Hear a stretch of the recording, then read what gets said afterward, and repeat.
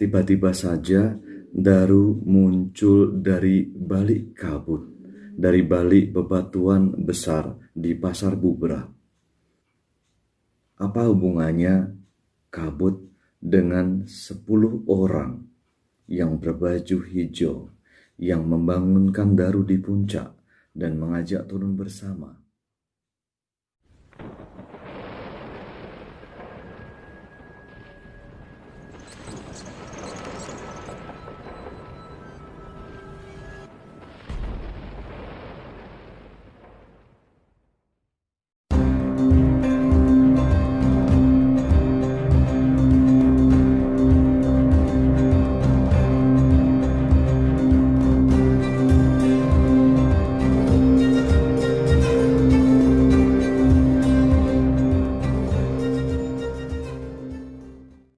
Jumpa lagi dengan Daatma Channel, para sahabat Daatma.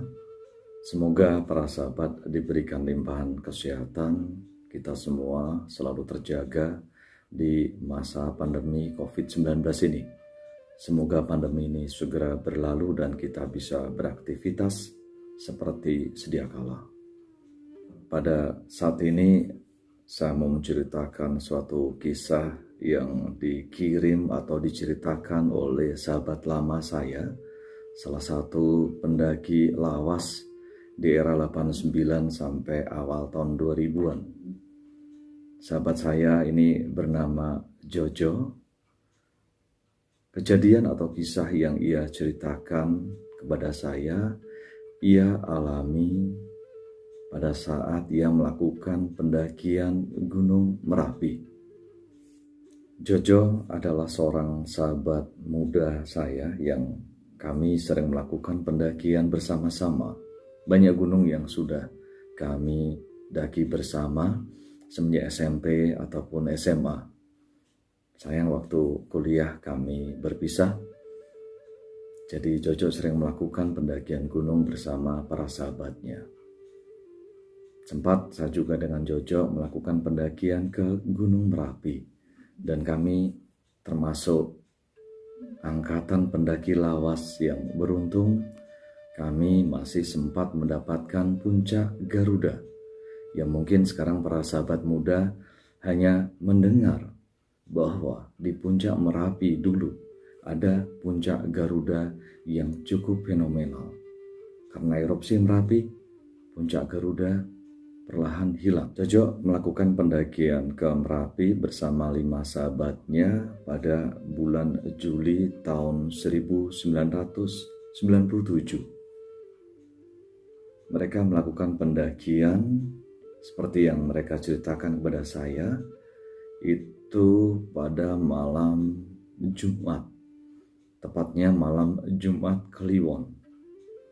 Jadi pada masa itu Basecamp Selo Merapi itu ramai para pendaki yang melakukan pendakian gunung biasanya pada malam Minggu.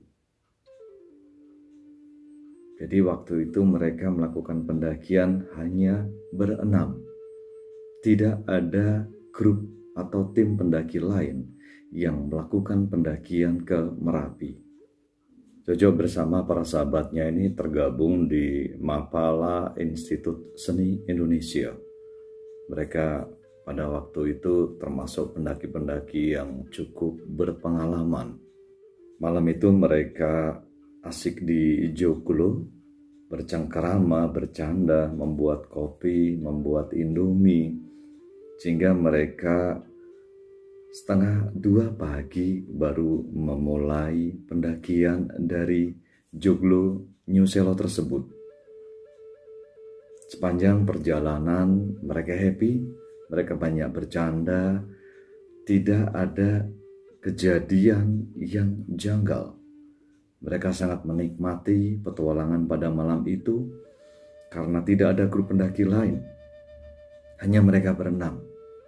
Mereka sangat merdeka menikmati perjalanan pendakian di malam itu. Mereka sempat istirahat sejenak, membuat kopi lagi di sekitar Pasar Bubrah. Pada pukul 10 pagi mereka sampai di puncak Merapi. Istirahat, buka logistik, buat makanan, itu yang mereka lakukan. Hampir 3 jam mereka berada di puncak Merapi. Jojo bersama 3 temannya, mereka berempat turun lebih dahulu.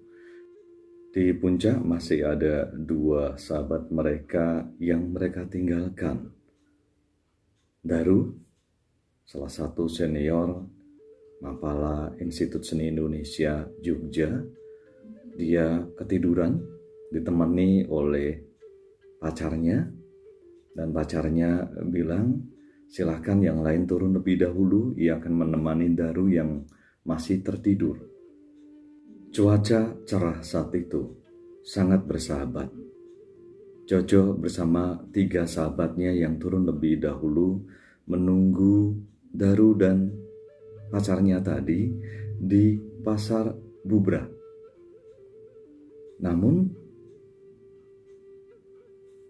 pada pukul 3 sore, tiba-tiba cewek pacarnya Daru tadi sudah menyusul terlebih dahulu ke Pasar Bubra.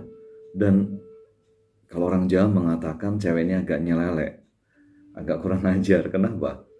Daru yang masih tertidur terlelap ditinggalkan sendiri di puncak Merapi. Ia menyusul para sahabat yang lain yang sudah tiba lebih dahulu di Pasar Bubra. Sempat ada rasa khawatir para sahabat yang sudah tiba lebih dulu di Pasar Bubra dan melihat satu kenyataan bahwa cewek pacarnya Daru ini meninggalkan Daru yang tertidur seorang diri di puncak Merapi. Jadi selama hampir 2 jam mereka matanya tidak lepas ke arah jalur pendakian Merapi dari Pasar Bubra menuju ke puncak. Karena kalau dari Pasar Bubra bisa melihat jalur tersebut dengan sangat jelas. Dan kebetulan saat itu Daru menggunakan raincoat warna orange, warna yang cukup mudah untuk dilihat meskipun posisinya dari kejauhan. Ditunggu sekian lama, Daru tidak segera turun. Akhirnya ada salah satu sahabat yang berinisiatif untuk menyusul Daru di puncak. Mereka akhirnya merasa khawatir. Jangan-jangan terjadi sesuatu dengan Daru. Karena sudah hampir jam 5, Daru belum juga turun dari puncak. Di saat salah satu sahabat ini menyusul di jalur menuju ke puncak dari Pasar Bubra bersamaan dia start jalan, itu ada kabut tipis turun dari puncak Merapi. Di sini mulai ada suatu kejanggalan.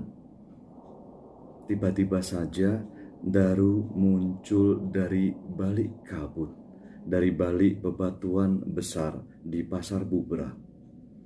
Dengan santai ia menyapa para sahabatnya. Di sini para sahabat saling berpandangan dan bingung. Mereka tidak melihat Daru di jalur dari puncak ke Pasar Bubra karena semua mata menuju ke jalur tersebut. Dan harusnya Daru berpapasan dengan salah satu sahabat yang menyusul ke puncak.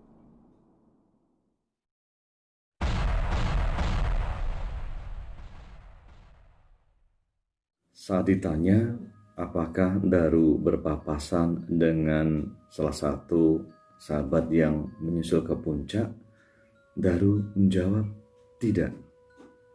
Justru ia bercerita bahwa ketika ia tertidur dibangunkan oleh 10 orang, 5 wanita, 5 pria, menggunakan baju hijau-hijau. Dibangunkan, "Mas, bangun mas, Anda ditunggu rekan-rekan Anda di Pasar Bubra. Yuk turun, bersama dengan kami. Daru cerita ia pun terbangun dan bergegas. Ia berjalan bersama ke-10 orang yang menggunakan baju hijau ini. Di sini Daru ditegaskan oleh para sahabat yang lain bahwa tidak ada pendaki lain selain mereka berenam, dan tidak ada 10 orang yang menggunakan baju hijau ini. Daru turun dari puncak sendiri bersamaan dengan kabut tipis yang melintas di sekitar mereka. Kabut ini turun dari puncak. Daru sempat pucat, sempat bingung, namun mereka bisa menguasai keadaan. Ada rasa takut pasti, ada rasa panik, namun bersyukur mereka tetap tenang menghadapi situasi yang aneh tersebut. Apakah Daru dibawa turun oleh kabut yang menyamar menjadi 10 orang berpakaian hijau ini untuk diantarkan kepada teman-temannya di Pasar Bubra? Setelah memberikan minum air putih kepada Daru dan memberikan kesempatan Daru untuk beristirahat, maghrib mereka melanjutkan perjalanan turun ke Selo. Kebiasaan waktu itu, walaupun satu tim pendaki, kadang ada yang duluan di depan. Pada saat turun sudah malam, Jojo berjalan lebih dahulu di depan rekan-rekan yang lain. Pada saat sampai di dekat Joglo New Selo, waktu itu belum ada warung-warung yang ramai seperti pada saat ini. Di situ Jojo mendengar ada suara pendaki yang bercanda di Joglo. Ia berhenti di jalur menuju ke Joglo, mengganti sepatunya dengan sandal agar lebih nyaman, karena biasa kalau turun itu kadang jari-jari kaki itu tertekan oleh sepatu. Tidak berapa lama, rekan-rekan yang lain pun menyusul tiba di situ. Jojo bercerita bahwa di Joglo New Selo sepertinya ramai para pendaki yang sedang bersiap melakukan pendakian di belakang mereka. Saat Jojo bercerita tentang adanya pendaki lain di Joglo New Selo, semua mata memandang aneh ke arah Jojo. Dan mereka berkata, "Jo, tidak ada pendaki lain. Dan tidak ada suara canda para pendaki." Sambil mereka mengarahkan sorot senter mereka ke arah Joglo, dan di Joglo memang sepi, tidak ada orang. Jojo hanya tersenyum kecut, dan mereka pun melanjutkan perjalanan menuju ke Selo.